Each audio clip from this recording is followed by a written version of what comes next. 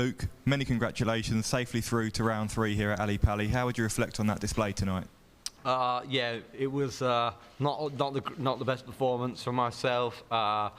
You know, I didn't feel like I was very clinical in moments where I felt like I'll be honest, after the walk on, it kind of took me back a little bit because the crowd was so amazing that I felt like Nathan Aspinall, you know, when he has his incredible walk on and they scream back at you, and it's like it kind of makes you think, wow, you know, they were honestly, that was one of the best crowds I've ever been in a room with. So they should be really proud of themselves. It made me feel amazing, and I don't get that very often, so it was really nice. But yeah, performance-wise, it wasn't nowhere near my best. But you know, I said it in many interviews before I played in my game. I said it's 2 different tournaments. All that matters is you win tonight, because if I'd have averaged 105 and lost, I'm out, so it doesn't matter. Now you go into the second part of the tournament, as I'd like to say it, come back after Christmas, and that's when you can be at your best and you can really think about being world champion then. You mentioned the atmosphere there, being back here for the first time since lifting the title in January, being announced as the reigning and defending champion by John McDonnell. Just describe the buzz you felt there. It was probably one of the best I've ever experienced, to be honest. It was really amazing. The crowd, I think the best thing I ever did in my life was change that walk-on song. It's given me a new lease of life. It kind of, the crowd seemed to really enjoy it, and I know it's as that Leeds United aspect, but that's not the only reason I had it. I kind of love the song as well, and I think it's just great for the crowd to have a song that they know and they can sing back to, and you know, take that little bit of inspiration from Nathan's walk on, and it's worked in my favour, and it's really nice. I feel like I enjoy walking out now, and before, you know, with Cape by the Ocean, I didn't really care about it as much. You know, I used to walk out and it didn't really have that special feeling for me, but now when I walk out I get that special feeling, and it makes you really look forward to it, and that's important for me. And you know, obviously afterwards, I know I had that set in the first set where it wasn't at my best, but you know, after that I felt like I grew into the game and I didn't play too bad. It was just my doubles that were missing.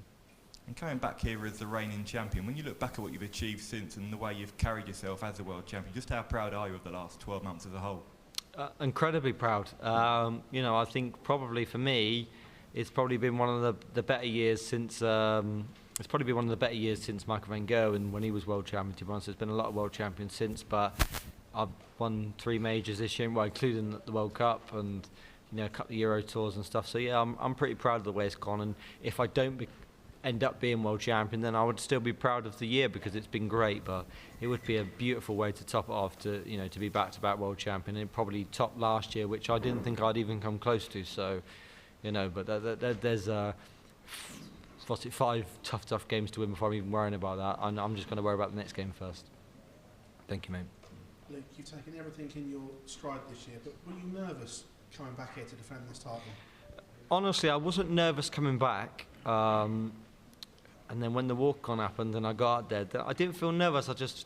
The butterflies happened a little bit, and you kind of, when you like experience that incredible walk-on, you kind of want to do something brilliant for the crowd. You know, you want to give them like a 9 dart or a 170 or lots of 180s, and maybe you're trying too hard to give them something, you know, because the appreciation they showed me tonight was just lovely. It really was heartwarming for me. I don't get that all the time, but it was really, really nice, and you know, it's probably not something I'm going to get used to, but if it happens to me a lot more, I'd really appreciate it, and it's really nice. But yeah, I think that maybe tried too hard in the first set. It didn't go the way I wanted it to, but with the score it did, of course. And you know, as a whole tonight, I didn't lose a leg. I can't complain. You can only beat what's in front of you. And if I'd have averaged 105 tonight, or I averaged 85 tonight, it would have meant nothing different to me. You know, I got 12 days off now, so you know, there's no difference between the averages for me. If I'd have averaged 105, it wouldn't have done anything for me different by coming back next week and in a different mindset. You know, when I come back on the 26th, I'll be fully focused, just like I would have been if I'd have averaged 85. Only a handful of people have defended this title. Is it a different kind of pressure trying to defend this to anything else? It is, but I don't realise that yet. I think there's more, the pressure is on the first game, and if I wasn't reigning champion, it still would have been pressure on the first game, because a lot of people have said it, but it can ruin your Christmas. It can really like affect your mentality for, you know, I'm used to playing darts week in, week out, and then you're having 3 or 4 weeks off. It's horrible. It's not nice, and you know, you don't want to go through the whole of Christmas watching darts on TV and you not being a part of it. So for me, it wasn't about being the reigning champion or defending champion. It was about, you want to get through the first game. I always said, if you're going to get me early. That's the one. Now I feel like I'll be a lot more relaxed when I come back, and that's when I'm most dangerous. Did winning in Minehead relax you as well coming into this? Because I remember talking to you coming into this period, you said you wanted to defend one of them. The fact that you've done that, has that settled you? It has, because I did want to do that. I really did want to defend one title out of the 4 that I won last year, and I thought the Grand Prix was going to be the one, but it wasn't. Mike played a fantastic game and was the deserving winner of the Grand Prix, and then the players, I didn't really play at my best, but I found a way, and that's what I've done over many major tournaments I've won. I think Grand Prix, when I did win it the first time, I overcome that Peter Wright game, and then the Garrison game at the Grand Slam, the Mike Van Gogh game in the Players' Championship final, Petretsko and the Joe Cullen game of the Worlds, and then there's been so many moments in my career where I've overcome that deficit of kind of facing defeat in the eyes and come back. So and then Dirk in the semi-final of the Players that I just won. So yeah, I think that gives you that momentum, that feeling that you can come back from wherever you are. If you're losing 2-3-0 in sets in this tournament, I'll still believe I can win. And that's important. Thank you. Luke, congrats on the win tonight. Thank you. You've had your 12 months now as world champion. Does it sort of lived up to what you thought it would be like, and how do you think it has changed you over the last 12 months? Yeah, well, I think it's lived up to probably more than what I expected it to be.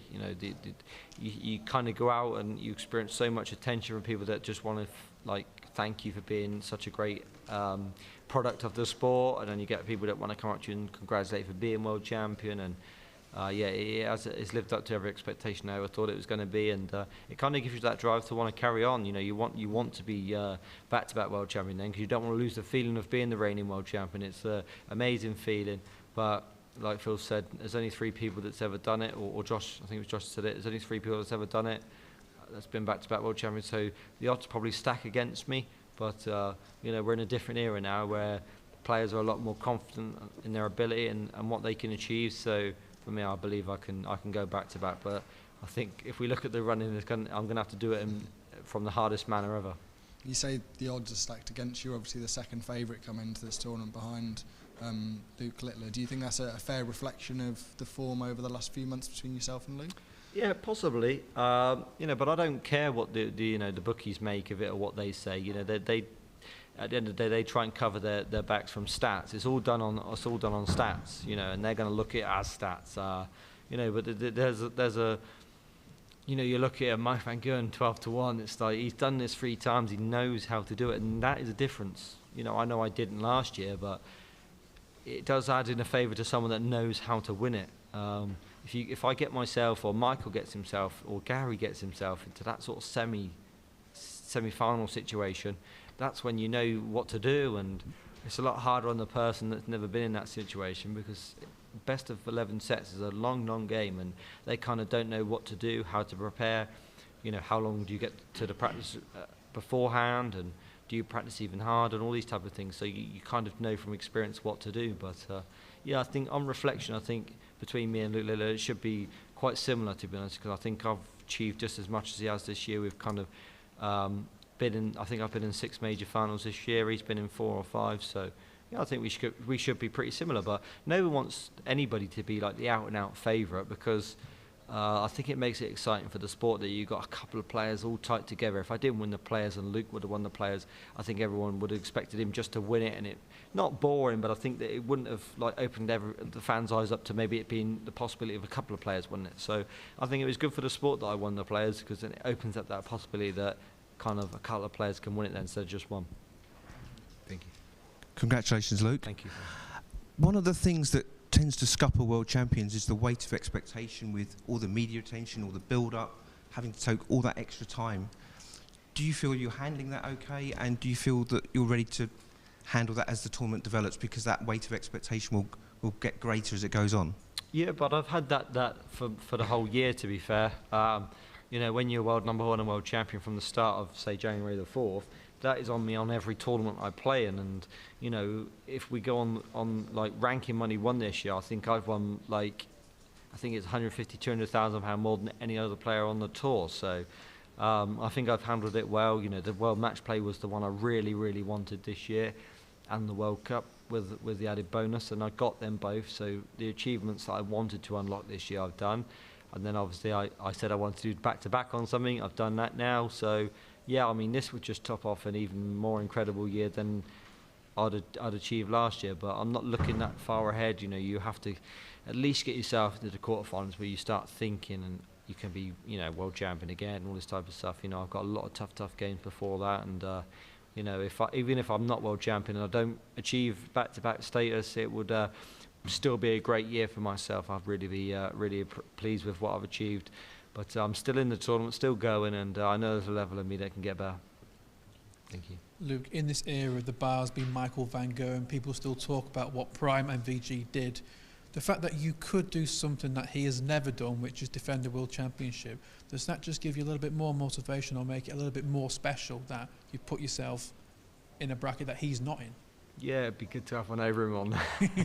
It would be, but that's more on a friendly status with him. You know, I'd love to have one over him and say, oh, I'm back-to-back, you're not, but that's just more of a joke thing. I think, of course, it's not about, it wouldn't be a joke thing for me as a whole. It would be elite status to be a back-to-back world champion and a two-time world champion. There's not, it's obviously hard to be back-to-back world champion. There's not many two-time world champions in the world either, you know, so of course that would be really, really lovely. And how many times are you going to get the chance to have a go at being back-to-back world champion? It's very rare. You know, if I don't win this year and then win another one in 5 years and then get a chance again, that's not going to happen a lot of times. So you kind of want to take advantage of it and you want to try and do it, but you can only take each game as it comes. I'm not thinking about being back-to-back world champion right now. You know, my goal was just to win tonight, whether it, like I said, with an average performance like it was, or with an amazing performance. Just getting through that game. I got like 12 days now till I probably play again, so there's a lot of preparation, a lot of practice that I can do, and get myself fully fit and prepared for the game where it could be Barney or it could be, you know, whoever he's playing, and they could beat him and it could be someone else. But, you know, in my mind, I'm going to prepare for that I'm playing Barney. Has this year felt different? Because when you entered this tournament last year, you were touted as one of the favourites because of what you've done before, but it was like, well, the world is different and he's not done that. He wasn't the world number one, whereas now, obviously, you have been world champion. You've got that more expectation. You are the world number one by quite a margin as well. So even though you were one of the favourites last year, is there a different way of expectation altogether because you've proven you've done it? Yeah, there is. I think last year, obviously I won 3 majors before I walked into this room before the World Championships, but I think there's more of an expectation on my shoulders to perform at the highest level all the time. And I think that's the same with, you know, with Luke and Michael and Gary. These people expect that the fans expect us to be at our best absolutely every week on, and it's not possible. It's so hard, you know. You can't be your best all the time, and you have moments where you don't go through playing your best. You go through moments where you're playing your best. I think you've seen that from my year. You know, there was moments at the start of the year where I wasn't playing my best. Then I started playing brilliant for 3 months, and I had a little bit of a lull. Then I come back, and between the Maxwell and the World Cup, I was playing brilliant, then a little lull again. Then I played good again.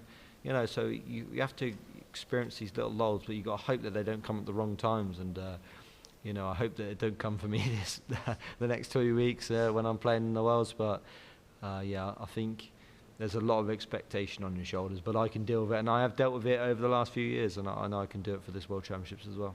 Cheers, Luke. Thank you. Thank you. Congrats, Luke. Thank you.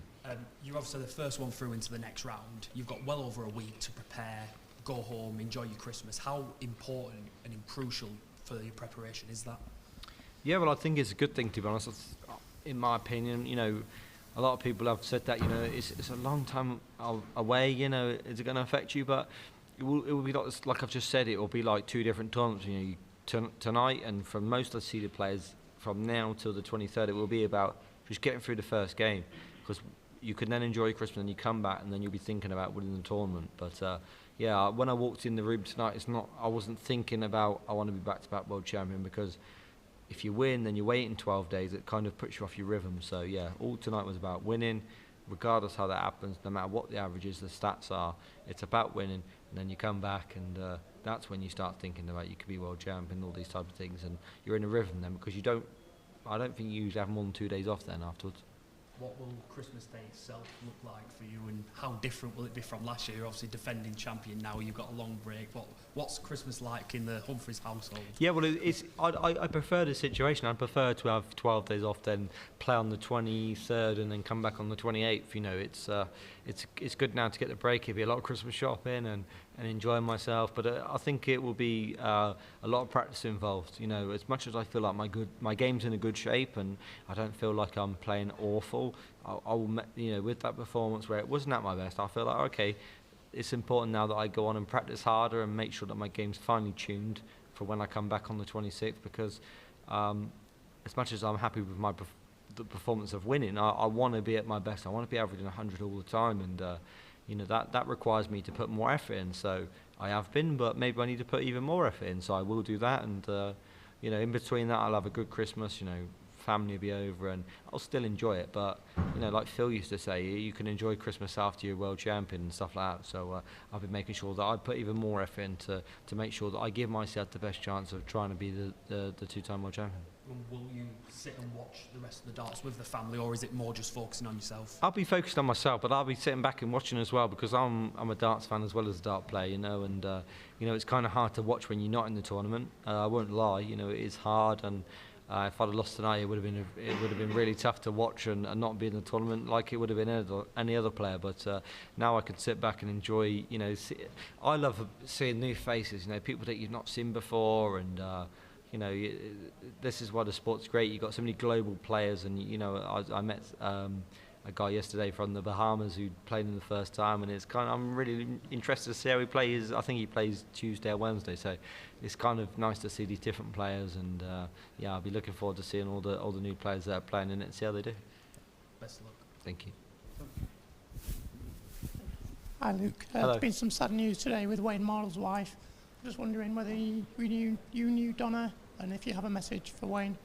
Yeah, I didn't know Donna. I think I've seen her before, but you know, I'll send Wayne a message. I didn't really know whether to say it or send him a message yesterday. I knew yesterday just because I didn't know if he knew everyone knew it was public. But yes, my condolences to Wayne. He's one of the top guys in the world, and you know, no one deserves to go through something like this. I think Wayne's been with Donna since he was 14 years old, and horrible thing for him. But hopefully he knows that all the players and all the fans and all the journalists and everyone's, you know, here for him if he needs, and he, you know, take his time away and you know, reflect on what amazing woman she was. And I'll send him a personal message myself, but I wanted to give him a bit of time to you know, just to succumb to what's happened, and hopefully he's okay.